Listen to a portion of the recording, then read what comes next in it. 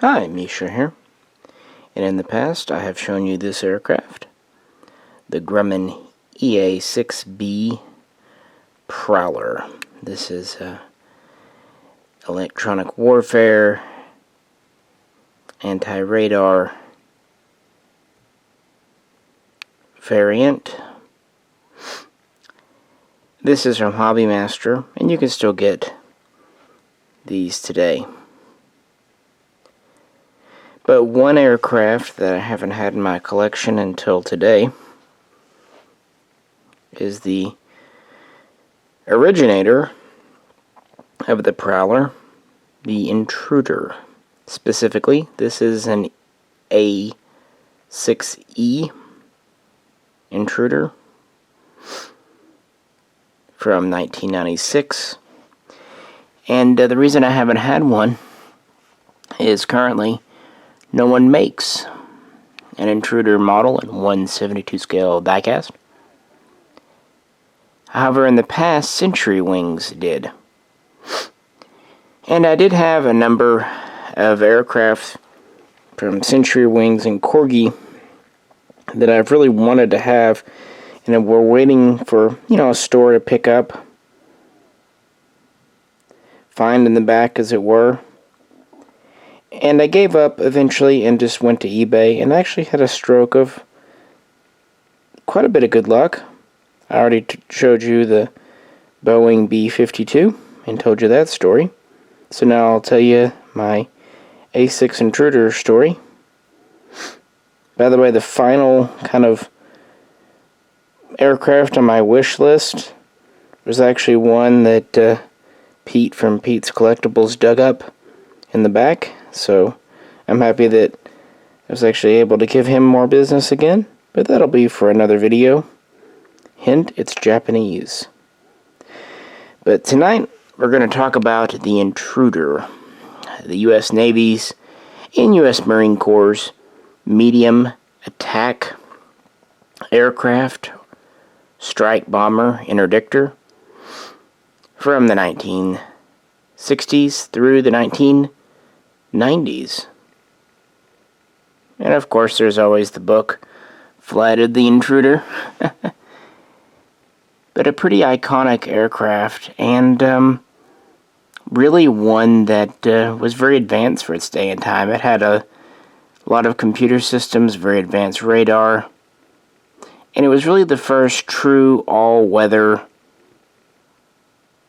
attack aircraft or bomber.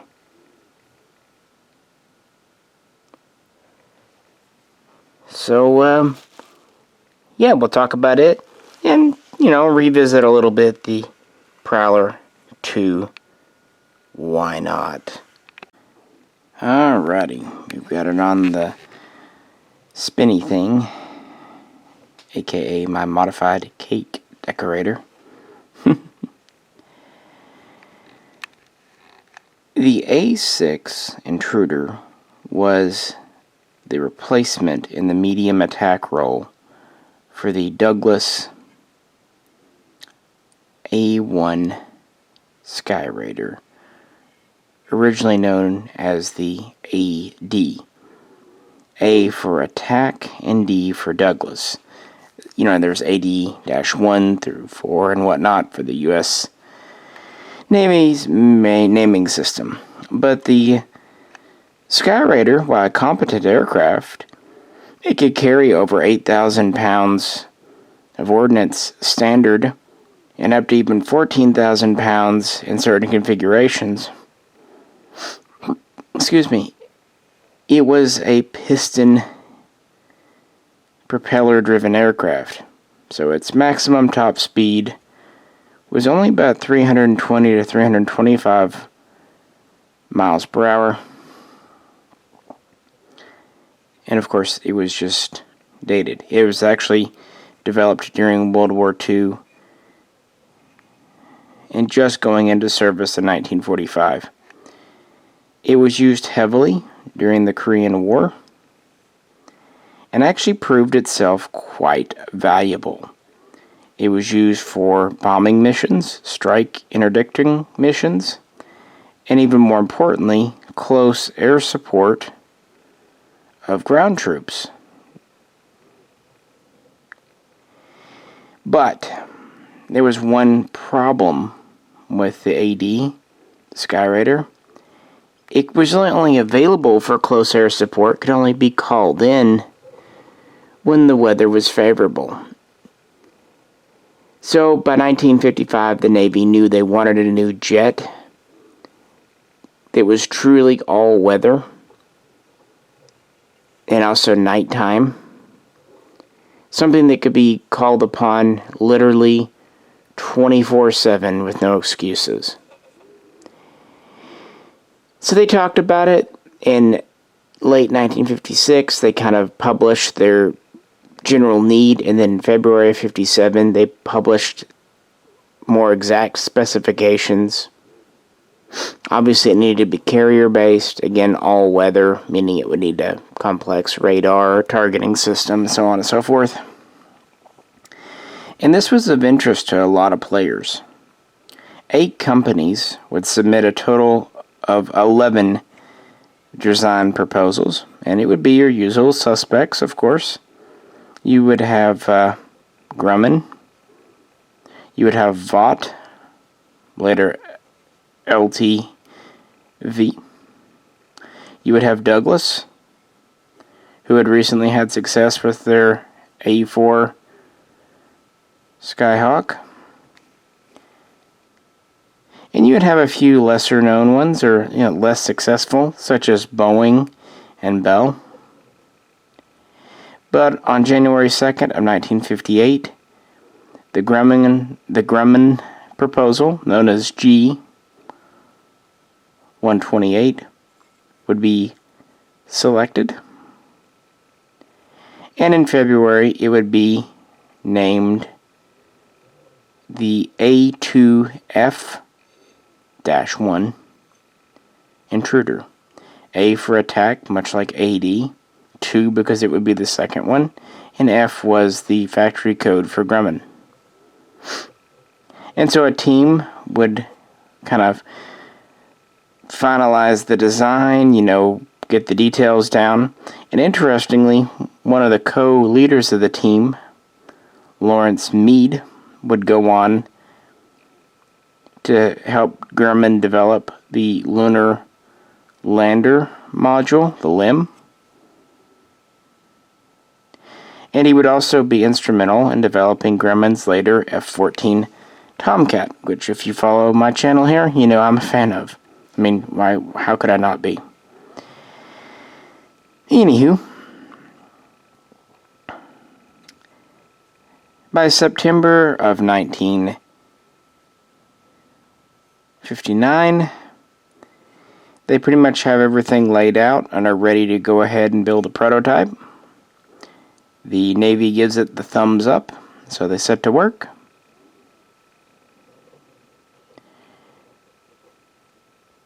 And then in 1960, April 19th, the first prototype, YA-2F, took to the sky. Now this was a very basic prototype in the sense that it didn't have the navigational equipment yet, it didn't have the all-weather radar, and it certainly didn't have the targeting aiming system. It was just basically an engine, airframes, basic cockpit, etc. In July, the second prototype would fly, and flying these, generally, good things were found, but also some problems. They had some stability issues, they had troubles with some of the flaps. Interestingly, originally, the flaps were located on the fuselage. They would move them on the wingtips, kind of an unusual place. They also would change the tail up a bit. The third prototype would integrate some of these changes, with subsequent models having more. They would do a total of 8 prototype / pre-production YA2 models. It just basically would finalize the design, tweak it, and get it where it needs to go. And then, of course, in 1962, in September, with the new naming system coming in, the A2F-1 became the A-6A, Grumman Intruder. And these would first start to see integration into the Navy in February of 1963. So what exactly did Grumman come up with? Well, like I said, this was a medium attack bomber. They could fly daytime, nighttime, sunshine, rain, hurricane, tornado, what have you. It's a little under 55 feet long, has a wingspan of right at 53 feet. It is subsonic. It can fly at about 645 miles per hour max speed, so a noticeable improvement over the A1 that came before it. Its maximum altitude is a bit over 42,000 feet, whereas the Skyraider was only about 28,000 feet. So again, a noticeable improvement. It had a crew of 2. You had a pilot in a slightly raised left-hand seat. And next to him, side by side, which is a little unusual for a lot of aircraft, you had a navigator who also served as the bombardier, bomb aimer. And the 2 stations were designed to share roles and control. And since they were next to each other, they could share displays and some instrumentation and whatnot as well. It had a total of 5 hardpoints, 2 under each wing, and a center line, which is actually fewer than the Skyraider. Skyraider had like 11, I think. But this could carry quite a bit more ordnance, about 18,000 pounds. Each hardpoint could carry 3,600 pounds. And of course you could do clusters like you see on here.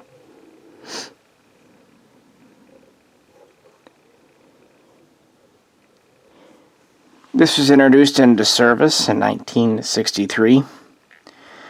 One early addition to the design, really put in during late prototyping, was the installation of a fixed aerial refueling probe, which obviously could extend the aircraft's range and flexibility.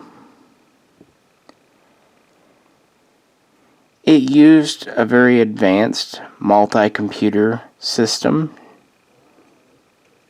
known as DIAN, Digital Integration Attack Navigation Equipment. And because they knew that having all these advanced electronics could cause problems, just as they had done in the A5 before it, they also had self-diagnostic systems known as BACE, B-A-C-E. And these diagnostic systems had 2 basic kind of levels: line base, which could be done on the flight line, or shop base, that could be done more detailed and depth. Despite all of this, early intruders did have trouble with reliability. They had high maintenance. So very early in their service, a program was instigated to improve availability and kind of reduce downtime. And it was successful, honestly. By 1964, they were well on their way to working out the bugs, and these first started to be deployed in early 1965 in the skies over Vietnam, which, by the way, the A-1 Skyraider was very much still flying in. In fact, it would not be until 1968 the Navy would stop flying the A-1, and the Air Force would continue to fly it for even longer.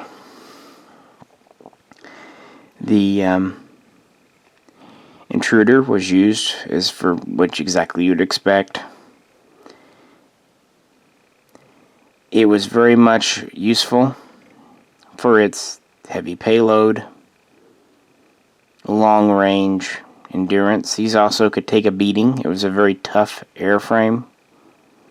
They had designed the wing specifically for the heavy payload so that the aircraft could still be maneuverable. It was designed for subsonic, so the wing was designed specifically for this. So it just didn't maneuver like a brick.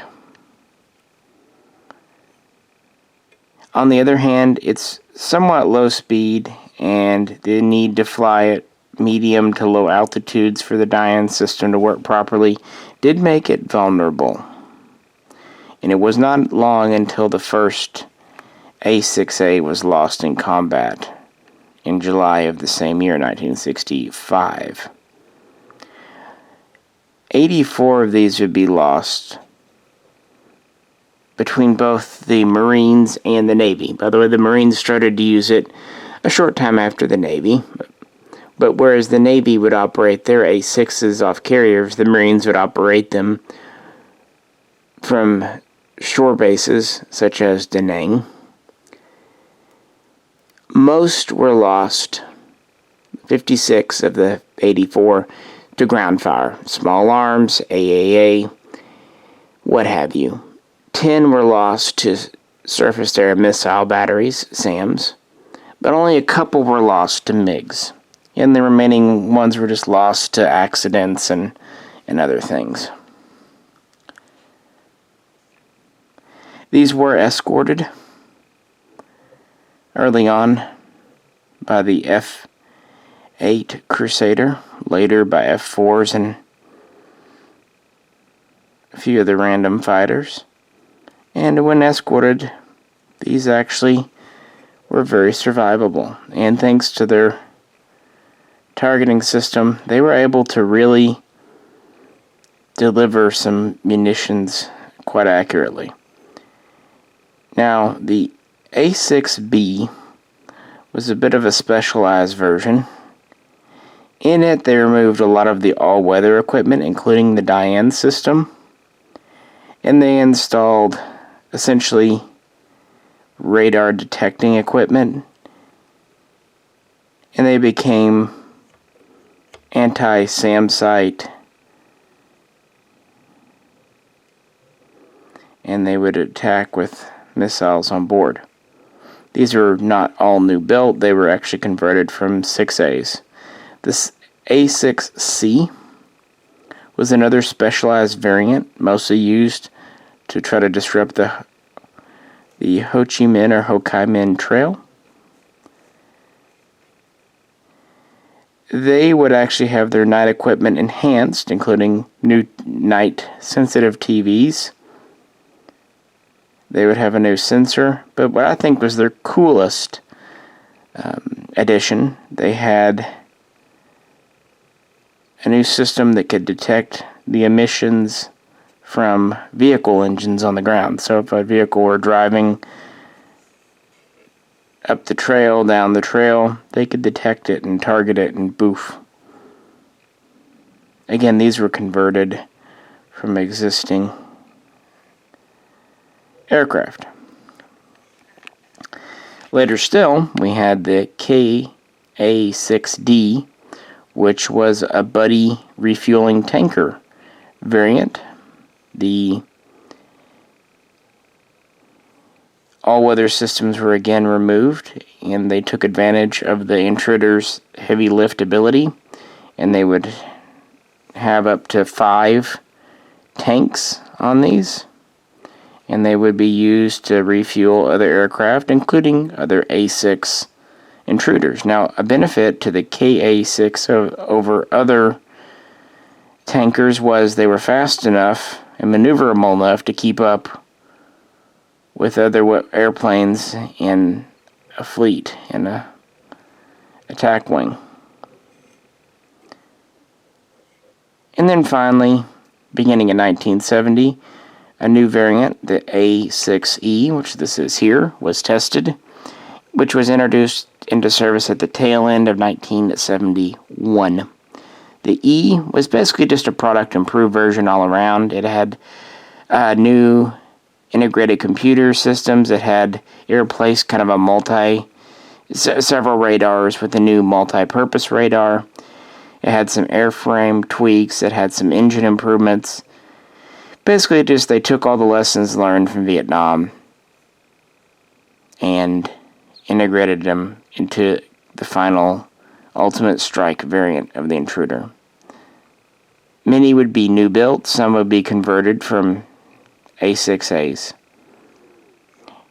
This was in widespread service by 1972 and would continue afterwards.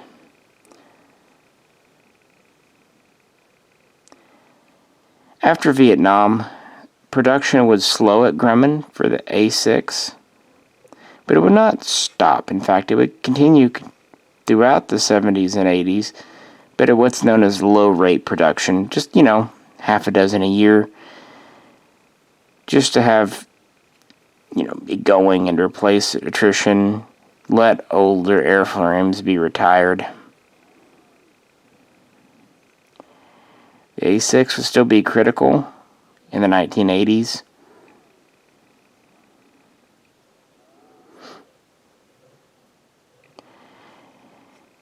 It would be used in Lebanon. It would also be used in 1986 in Operation El Dorado Canyon.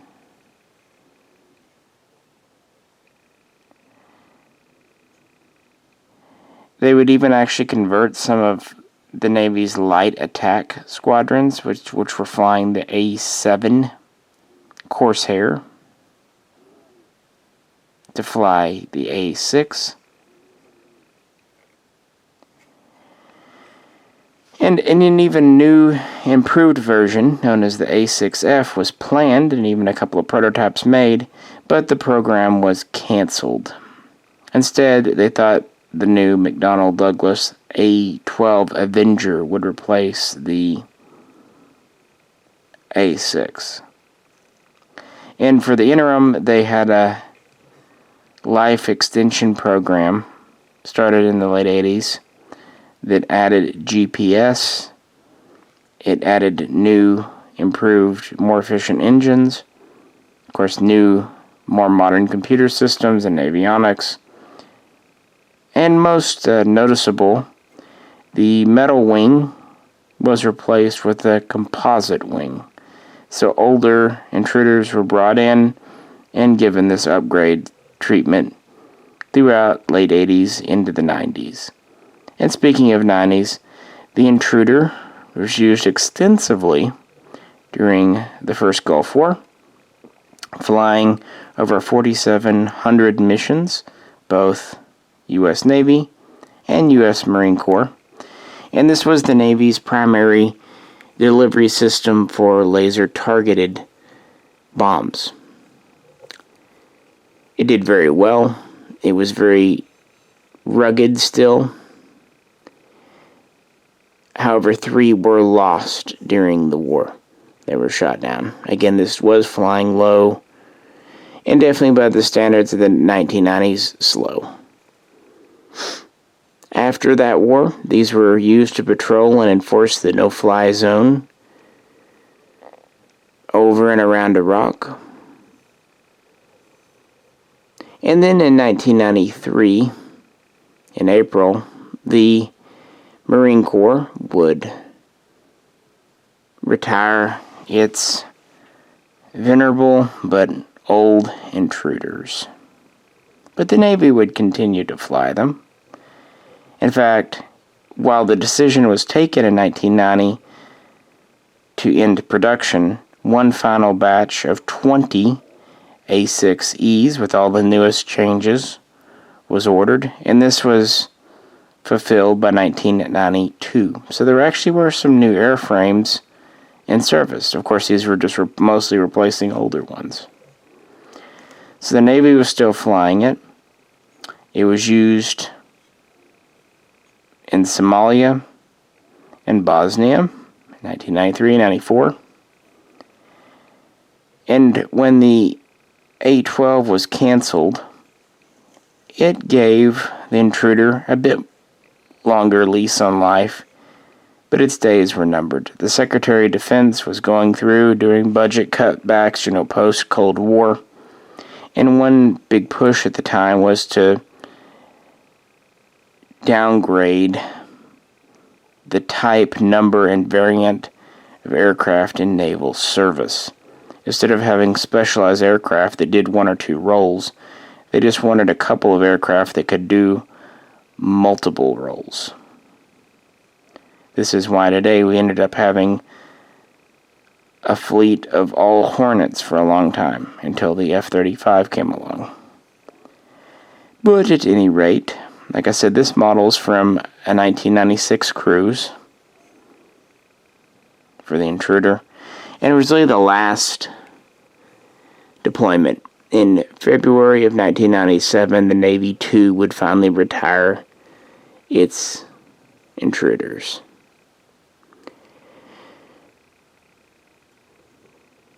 The Marine Corps would replace its A-6s with the FA-18D Hornet. The Navy would first replace theirs with the F-14D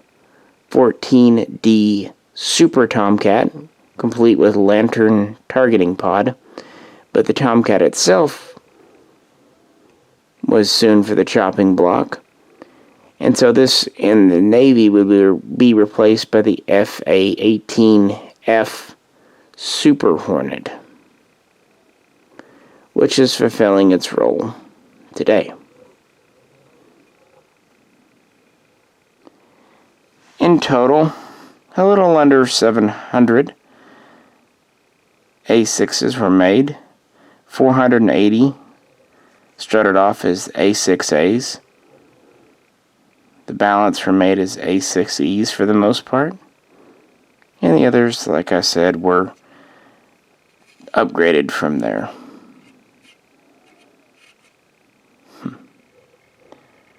Such a neat aircraft. Well, since it's on the table, let's just brush up on the Prowler, shall we? Then I'll talk about the models, Hobbymaster versus Century Wings, and then I am going to call it a night, guys. But not quite yet. Well, before the EA-6B Prowler, there was actually the EA-6A.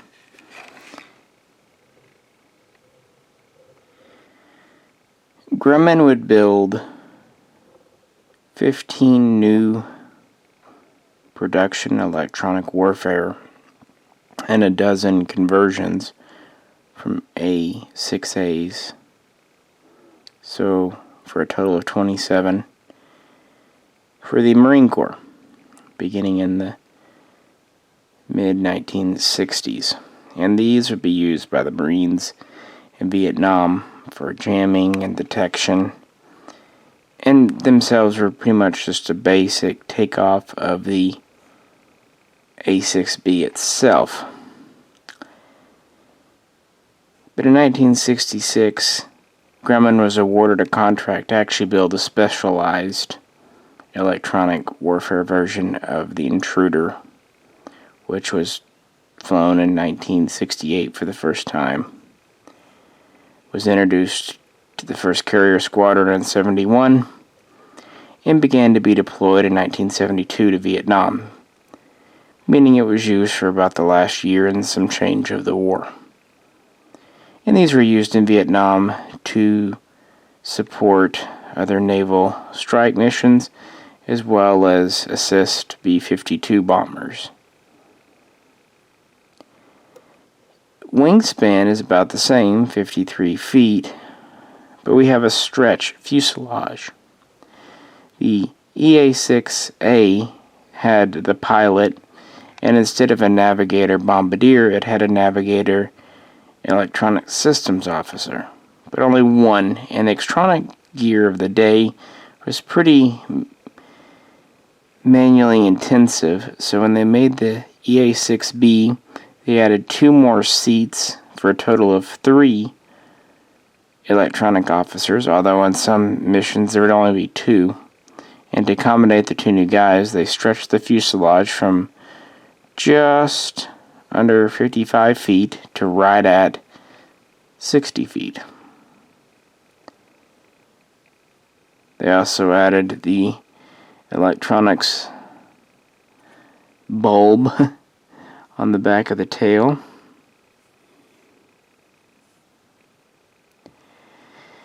And this had the same carrying ability with a total of 5 hardpoints, 5 stations, 18,000 pounds, but instead of carrying conventional bombs and whatnot, it usually carried either fuel tanks, electronic jamming pods, or anti-radiation missiles.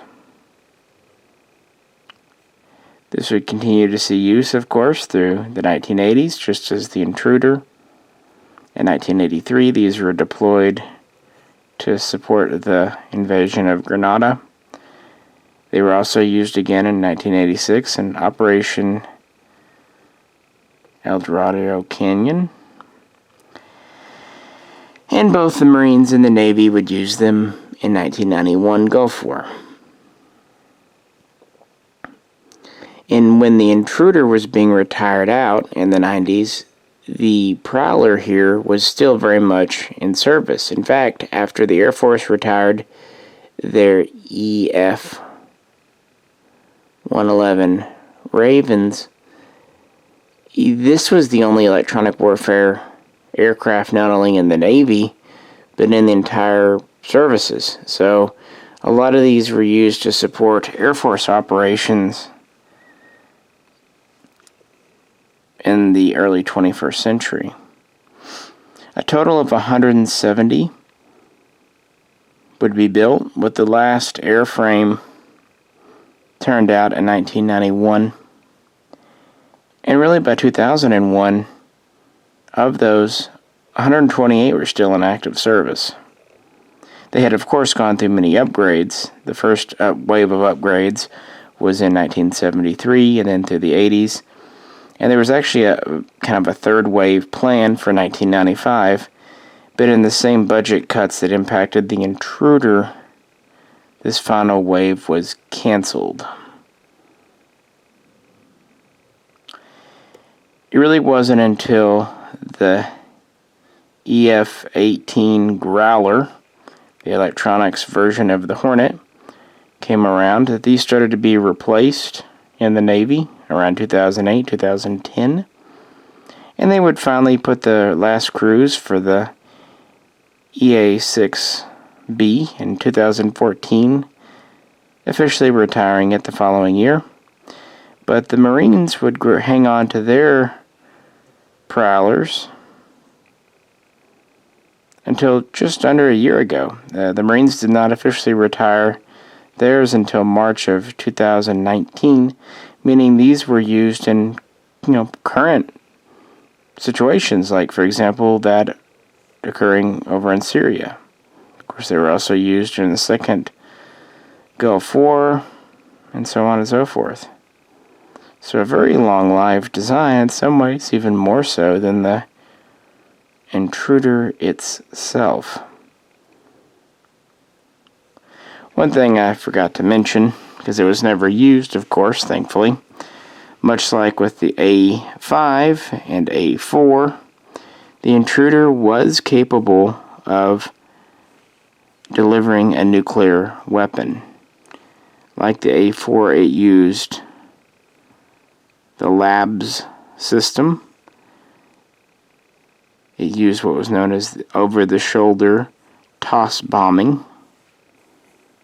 Kind of an interesting mechanism for delivering a nuclear weapon.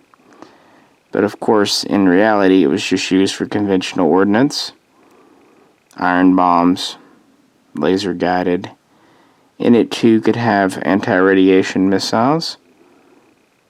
You will note that there are no cannon, and while this could carry AIM-9 Sidewinders for defense, in reality it seldom did. Instead, it would be loaded up with air-to-surface munitions and other naval aircraft are charged with escorting it to and from its targets. Well, let's wrap up with a few final thoughts. The Hobbymaster Prowler here is a really nice model, and one I've had. It was one of the earlier Hobbymasters I picked up. It's very metal. The aircraft itself has very little plastic on it, except for the ordnance, and of course the electronics package on the tail.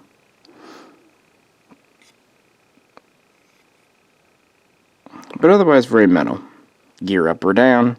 It has a complete set of 4 figures inside. The only problem I've ever really had is because of how the seating arrangement is, they often like to fall over on each other, which makes it look like sometimes one of your guys is taking a nap with his head on the lap of his fellow seatmate there. I guess air crews are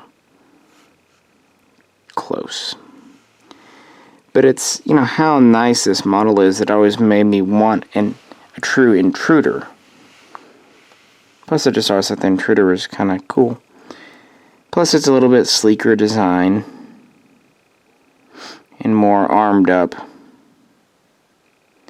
But again, no one really does a 1/72 scale die-cast Intruder with Century Wings having done them in the past. They still show on their website, but I don't think they've done them in a long while.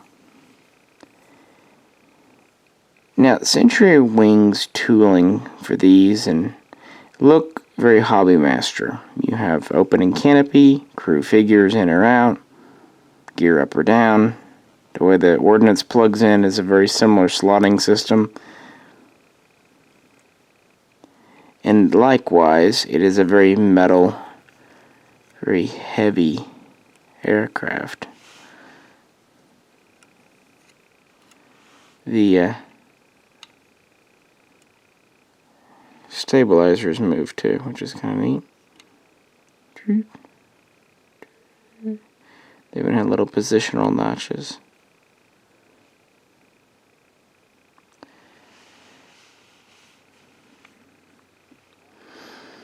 This is the ordnance loadout this came with. Like I said, this was a late cruise one, so more of a 90s setup.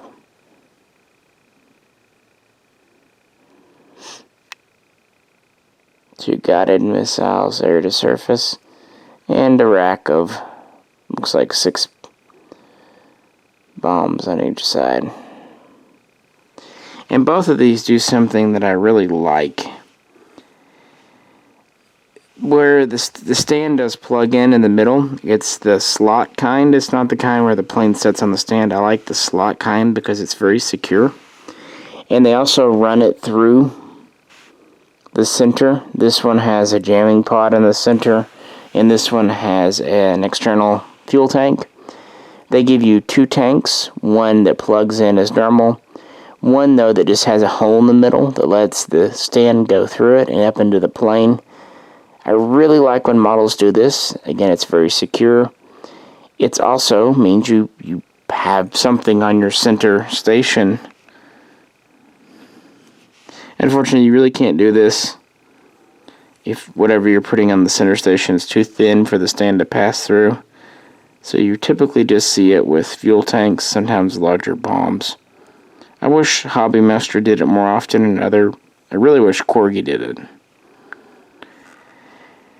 Both have pretty good stands. The Hobbymaster, this is a typical base that I'm not really crazy about, but the stem is metal, which is always good. The Century Wing stand is all plastic, but it has a much wider base. It's a really good stand as far as, you know, your basic cheap included stand, but it's very stable, plugs in well, and it's not going to tip over unless you really try. So, kudos. I wish Hobbymaster used this style of stand. Air Commander does. But then again, they're kind of an offshoot of Century Wings. I also like on the Century Wings, things just plug in really well. Like the landing gear doors or landing gear pop in with minimal force, but they don't want to fall out. Same goes with the ordnance. It tends to just pop in without a lot of fuss, but also stay in.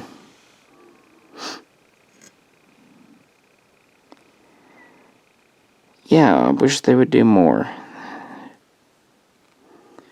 I also have their F8 Crusader, and they did a equally good job with it.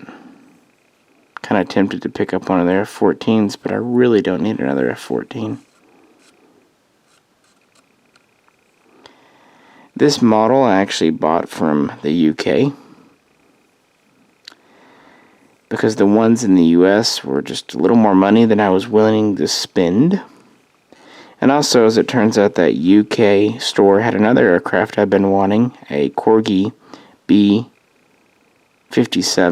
which was a license-built American variant of the Canberra, done by Glenn L. Martin, but that's in another video. So getting 2 aircraft. And the funny thing is, their shipping wasn't much more than American, and the price of the aircraft was lower, so it was still cheaper. The neatest part, I just ordered it last Sunday night, and it came yesterday, Saturday. So, under 7 days from ordering to them packing to them shipping from the UK, it arrived in Chicago and then came down here. Not bad at all. I've had many domestic shipments that didn't take, or that took longer than I should say. So I'm happy with. Anyways, it was well packed. They had it double boxed with bubble wrap in the middle. Yeah, it was just well done.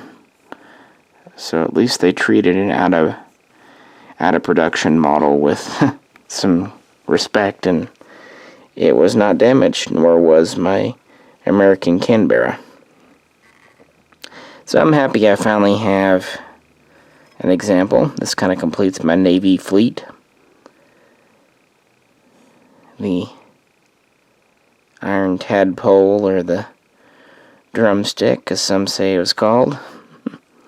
It's definitely an interesting shape, but very neat aircraft.